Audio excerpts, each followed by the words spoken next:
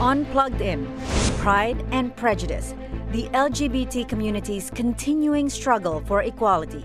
Despite progress on marriage and workplace rights, people who identify as lesbian, gay, bisexual, and transgender remain on the fringes in parts of the world where they are persecuted and in some cases sentenced to death for the crime of homosexuality. How far has the LGBT movement advanced, and why do so many still face discrimination and intolerance around the world because of their sexual orientation?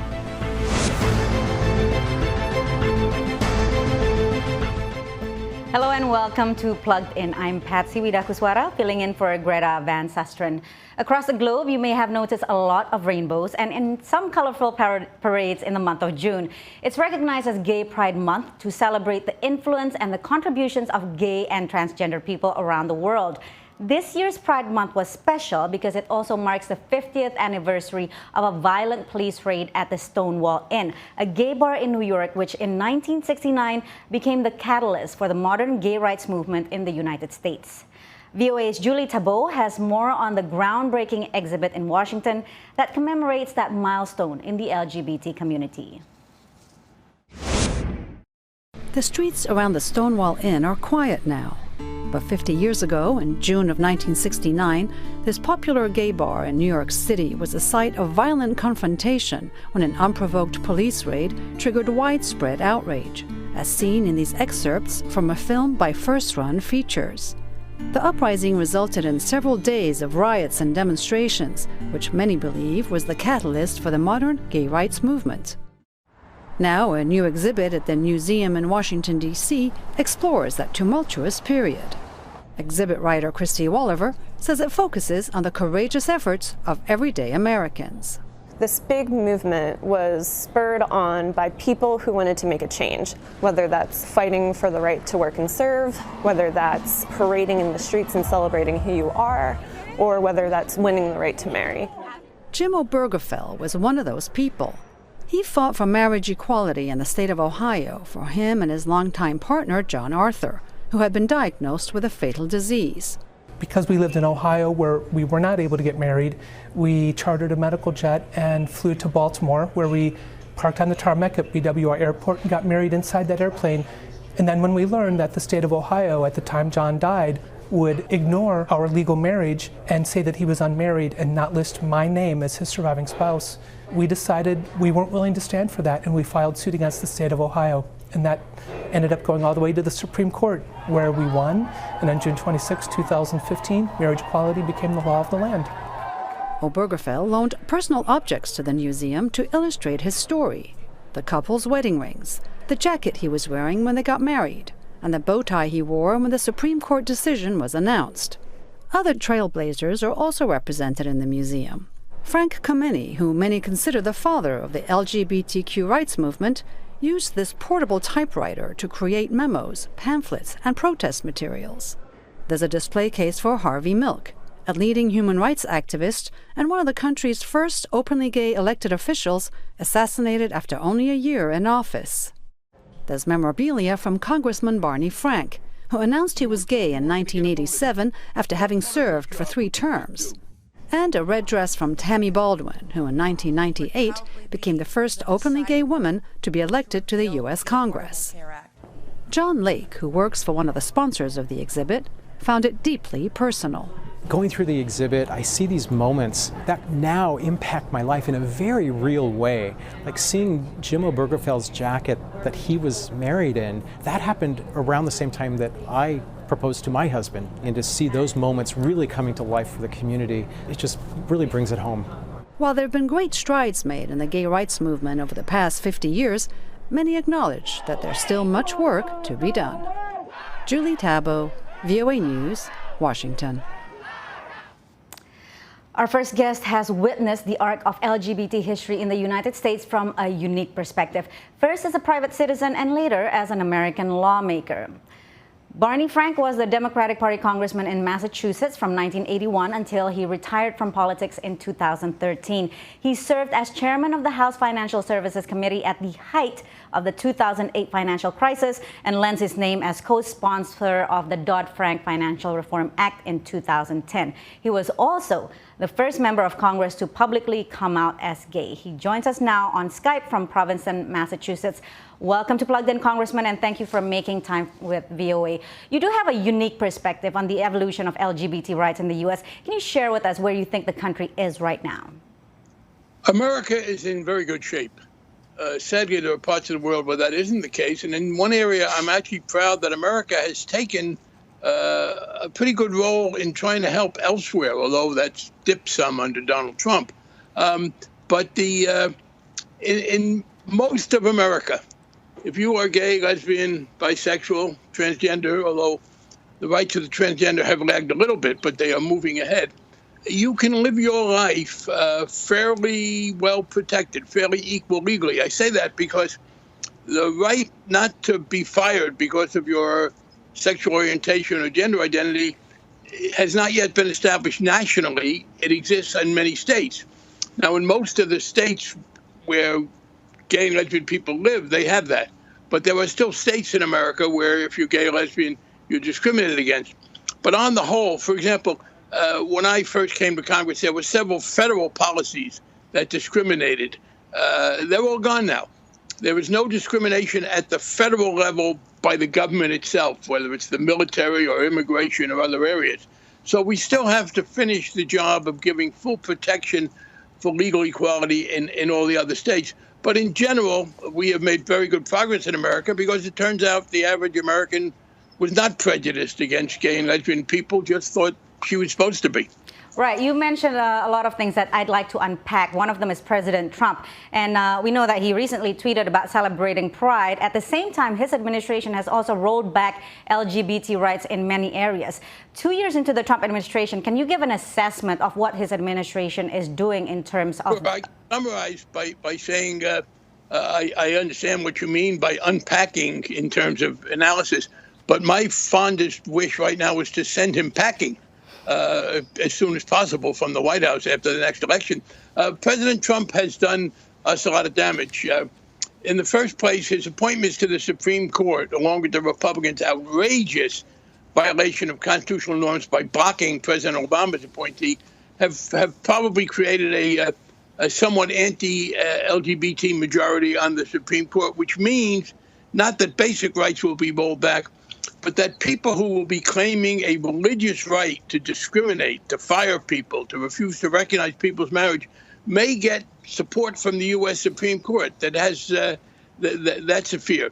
He has outrageously rolled back the recognition that transgender men and women have been excellent members of the military, and he has imposed a ban on new transgender members of the military, which is both insulting and degrading, and also not good for the American military. Most recently, and I mentioned that I'm proud of America's role in being a force for fairness internationally. Bill Clinton started that, and it's been carried on. Yeah, let me just point out, Congressman, on that note that you're talking, the last point you're talking about, the administration did say that they're launching a push to decriminalize homosexuality around the world. Do you think that this is a serious initiative? No, for this reason. They recently banned American embassies from using the rainbow flag that's become the Great Pride flag. They literally just undid that. The other thing is this: President Trump himself has made it clear that he chooses to be supportive of foreign regimes based on his own calculation of how they affect a very narrow self-interest. So that some of the most notorious anti-human rights regimes, obviously North Korea or Saudi Arabia, they're his best friends. And there is no sign that he allows any ability by American diplomats to influence those countries the other way. I literally, again, see no sign of that. And in fact, the opposite. So it does seem, yes. So it does seem that telling the embassies that they can't fly the gay flag is the single most influential thing he's done in that area. Right. There's a lot more to be done on that respect. Former Congressman Barney Frank, thank you for being with us. You're welcome. Since Stonewall and since the Lavender Scare purge of homosexual government workers in the 1950s, acceptance of LGBT rights, including the right to marry, has slowly gained traction here in the United States. But it was not until 2015, after decades of legal hurdles, that the Supreme Court finally codified the rights of same-sex couples to marry in every state of the Union. VOA's Brian Padden has more on that landmark ruling. Some friends and family members expected something out of the ordinary when Eddie Bogart and Robert Lee were married 2 years ago in Newcastle, Pennsylvania. We had a lot of people expecting or, being interested or wanted to know what our wedding would be like. And today I promise to love you unconditionally. But what they witnessed was a traditional and legally binding ceremony that publicly validated their loving relationship and commitment. It puts us equal to everybody else, I think, and to me a marriage is a marriage, whether it's a gay marriage or a straight marriage. 4 years ago, the U.S. Supreme Court legalized same-sex marriage in a ruling that helped advance lesbian, gay, bisexual, and transgender rights in America. Today, 60% of Americans support same-sex marriage compared to 60% who opposed it 15 years ago, according to the Pew Research Center. And 29 countries have also legalized same-sex marriage, with Taiwan this year becoming the first country in Asia to permit gay and lesbian couples to marry. While opposition to same-sex marriage in the U.S. may be in decline, it is still a powerful force in politics. Christian groups have used this issue to mobilize support, even among some religious Democrats, for President Trump, who has embraced conservative values. I think this is a problem for the Democratic Party, that as they become increasingly radical, tied to increasingly radical social policies, it's going to be harder and harder for some of their historical supporters to continue to support them. But the strong support for Democratic presidential contender Pete Buttigieg may undermine that argument. The South Bend, Indiana mayor, who is gay and married to another man, is one of a rising number of LGBT politicians who advocates say have benefited from being open about their sexuality. Voters feel like if they're being honest and open about who they are in something like, their sexuality, that means they're going to be open and honest across the board with voters. Politics aside, same-sex relationships in the U.S. have become increasingly part of the diverse fabric of America, with Bobby and Eddie breaking down bias in their community by being just another married couple. Brian Padden, VOA News, Newcastle, Pennsylvania. My next guest has spent a lot of his professional life trying to break down some of the barriers in the LGBT community. Frank Karger has an interesting political perspective on the LGBT movement, first as a political consultant and then as a gay rights activist. He was senior campaign consultant for Presidents Ronald Reagan, George H.W. Bush, and Gerald Ford. And in 2012, as a Republican, became the first openly gay presidential candidate for a major political party. He joins us now from our Los Angeles studio. Welcome to Plugged In, Mr. Karger. Thank you very much, Patsy. A group of 36, I believe, current and former Republicans have urged the Supreme Court to declare that the Civil Rights Act of 1964 explicitly prohibits discrimination against gay men, lesbians, and transgender people in the workplace. So explain to me how the Republican Party is evolving in terms of how they approach LGBT rights.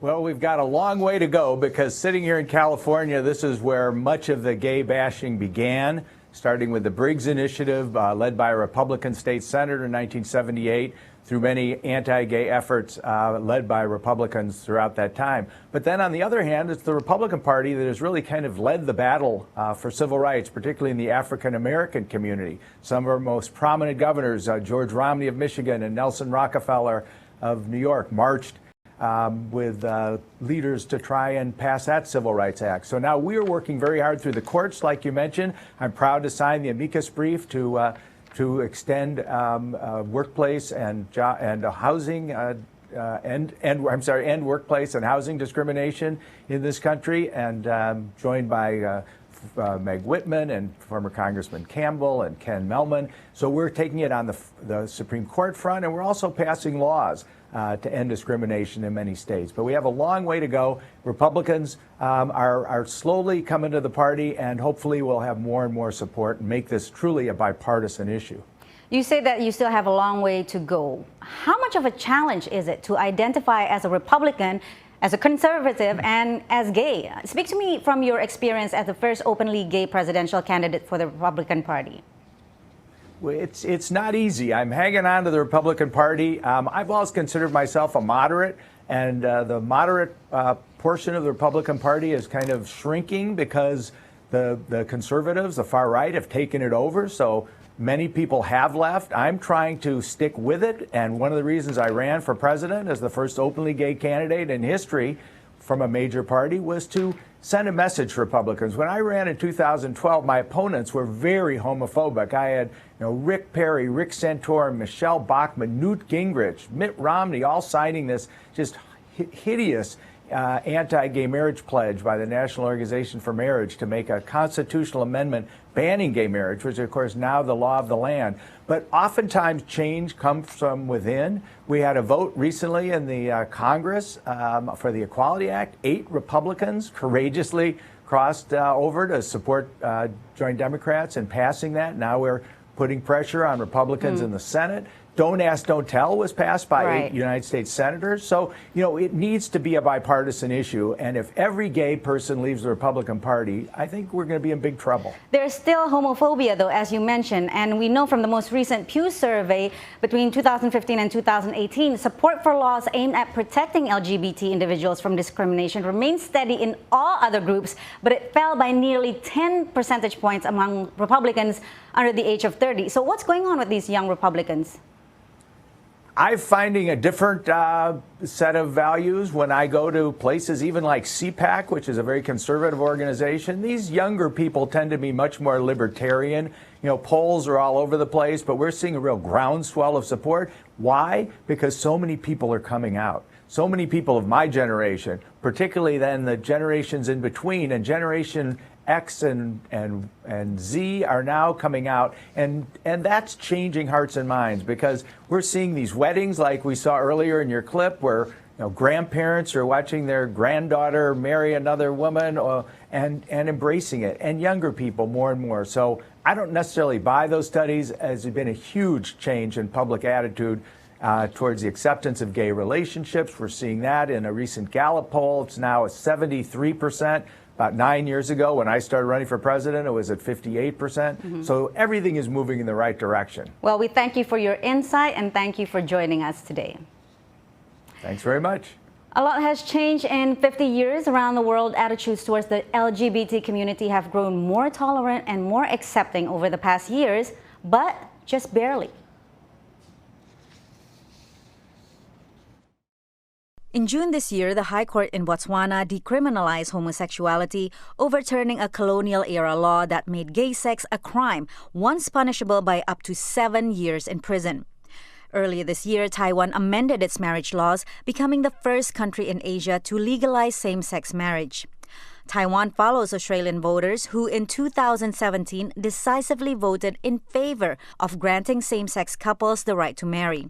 And just last year, the European Court of Justice officially granted same-sex spouses residency rights, meaning they now can legally reside in the same address as their marriage partners. But the stigma associated with homosexuality remains widespread. Right now, 73 countries, predominantly in the Middle East, Africa, and Asia, still consider gay sex a criminal act, a crime that under Islam Sharia law is still legally punishable by death in at least 10 countries. They include Afghanistan, Iran, Saudi Arabia, Qatar, and Yemen, Somalia, Sudan, Nigeria, Mauritania, and Brunei. LGBT rights in many countries fall into a gray area. Like Russia, the native country of our next guest. Roman Mamonov is a reporter from VOA's Russian service. He left the country because of difficulties he faced as a gay man growing up in a small town in central Russia. He's here to tell us more about the state of LGBT rights in Russia. Welcome, Roman. Thank you for joining us. So really quickly, what is the current state of LGBT rights in Russia? Well, the Russian authorities stopped short from doing what Soviet power officials did, and it's still legal in Russia to be in same-sex relationship. But we still have all these terrible incidents with killing gay people in Caucasus, let's say in Chechnya. We do have incidents with mobs creating profiles and gay dating apps and then torturing, assaulting and blackmailing people. But if you live in the big liberal cities, you can live pretty safe life.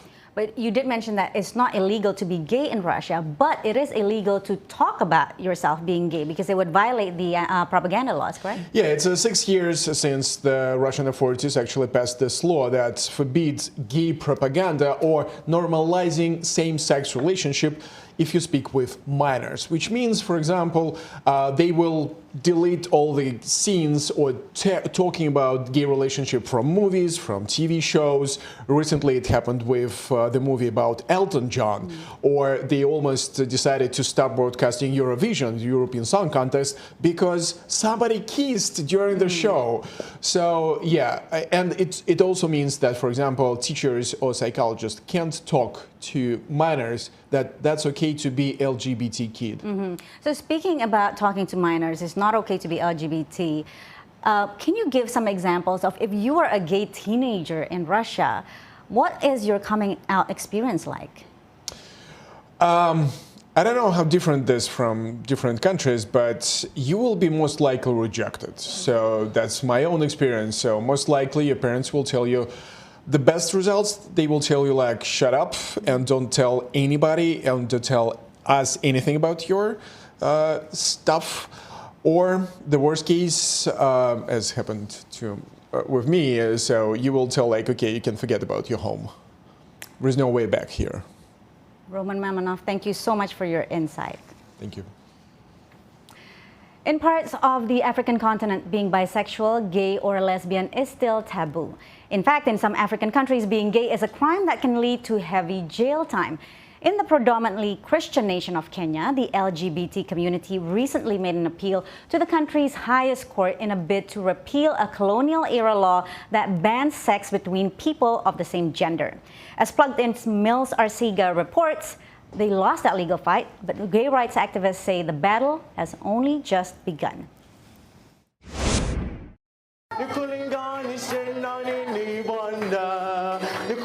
Religious groups in Kenya have traditionally led the charge against homosexuality and same-sex marriage. In contrast, Nairobi's Cosmopolitan Church welcomes members of all sexual orientations. Church pastor David Okel had been praying for Kenya's High Court to repeal the colonial-era ban on gay sex. There's a lot of police harassment, blackmail cases. So some people are afraid of coming here because they don't know what might happen. The police can storm in here and wrap people up and go. So removing those laws would give people more confidence to know that they're not criminals and they can be they can be able to associate and mingle and conduct their activities and services without any fear. The church has been denounced by Kenya's Christian establishment and often meets behind closed doors.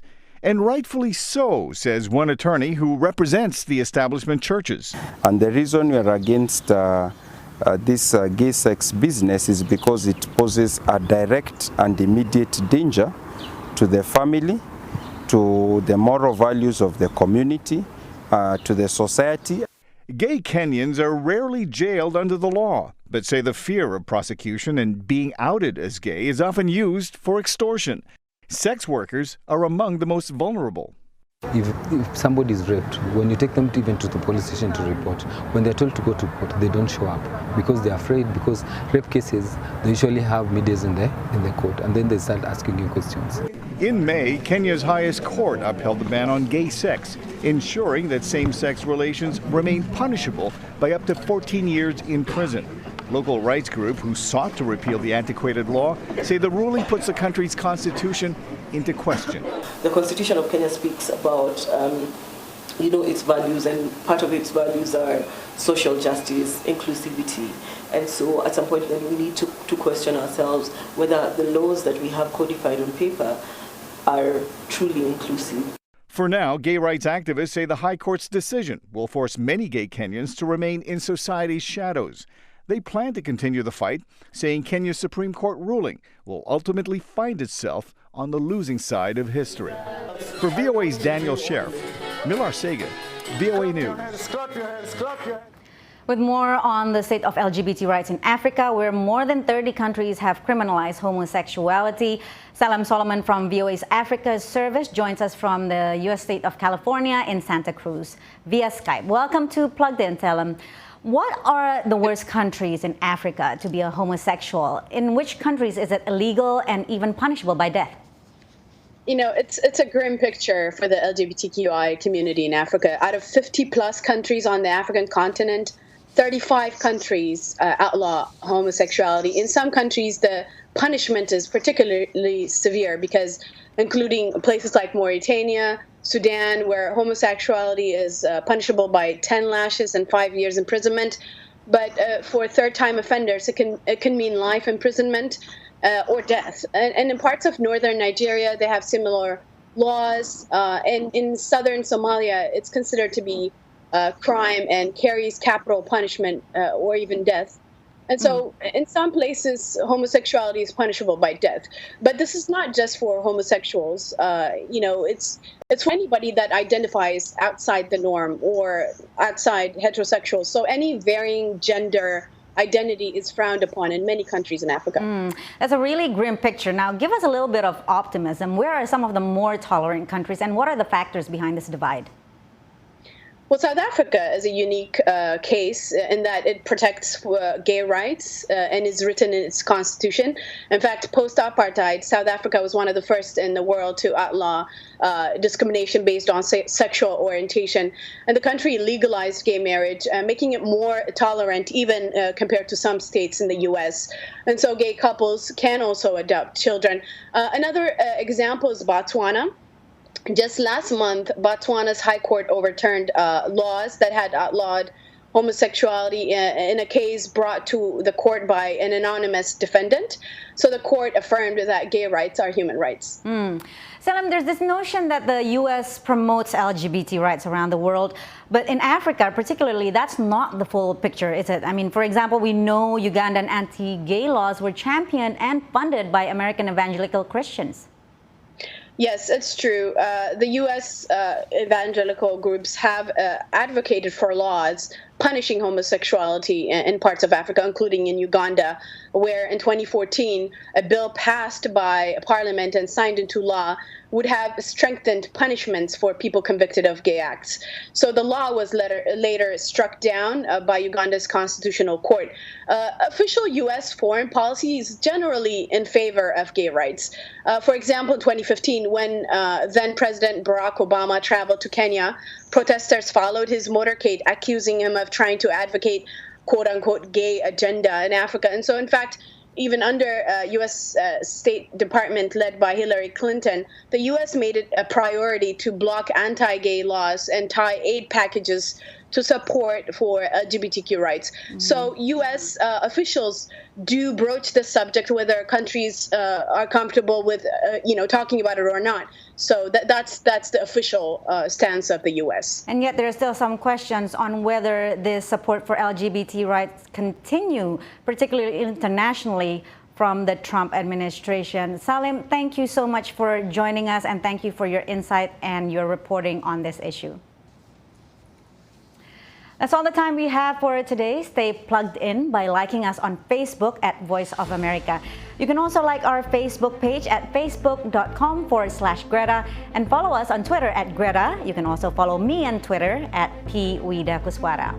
Thank you for being plugged in.